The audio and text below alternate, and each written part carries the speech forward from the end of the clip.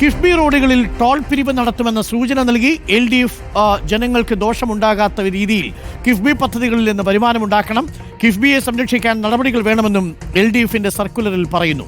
എലപ്പുള്ളിയിൽ മദ്യനിർമ്മാണശാല അനുവദിക്കുമ്പോൾ കുടിവെള്ളത്തെയും കൃഷിയും ബാധിക്കരുതെന്നും സർക്കുലറിലുണ്ട്. സർക്കുലറിന്റെ പകർപ്പ് റിപ്പോർട്ടറിന് ലഭിച്ചു. റഹീസ് റഷീദ് ചേരുന്നു കൂടുതൽ വിവരങ്ങളുമായി.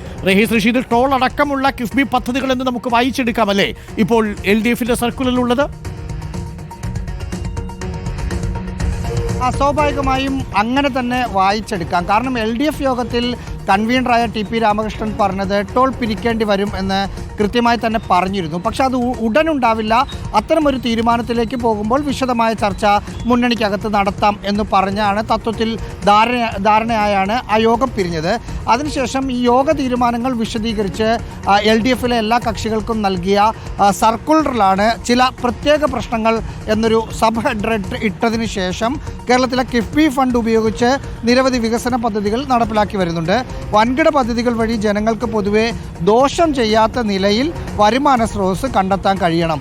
കിഫ്ബിയെ സംരക്ഷിക്കാൻ എല്ലാ കാര്യങ്ങളും ഈ സർക്കാർ ചെയ്യണം എന്നതാണ് ഇതിൻ്റെ അകത്തെ എക്സാക്റ്റ് വഴി. സ്വാഭാവികമായും LDF യോഗത്തിൽ പിരിക്കണം എന്ന് കൃത്യമായി തന്നെ പറയുകയും അതിന് പിന്നാലെ ഇറക്കിയ യോഗത്തിൻ്റെ തീരുമാനം എന്ന നിലയിൽ ഇറക്കിയ സർക്കുലറിൽ അക്കാര്യം പ്രത്യേകമായി പറയുന്നുമുണ്ട്. നമ്മൾ LDF CPM-മായി ബന്ധപ്പെട്ട നേതാക്കളോട് സംസാരിച്ചിരുന്നു. അത് ഉദ്ദേശിക്കുന്നത് കിഫ്ബിയിലെ ടോൾ പിരിവ് തന്നെയാണ്. അക്കാര്യം LDF യോഗത്തിൽ സൂചിപ്പിച്ചിട്ടുണ്ട് എന്നാണ് അവർ നൽകിയ മറുപടി. ഓക്കെ, റഹീസ് റഷീദാണ് വിവരങ്ങൾ നൽകിയത്. LDFിന്റെ സർക്കുലർ റിപ്പോർട്ടറിന് ലഭിച്ചിരിക്കുന്നു.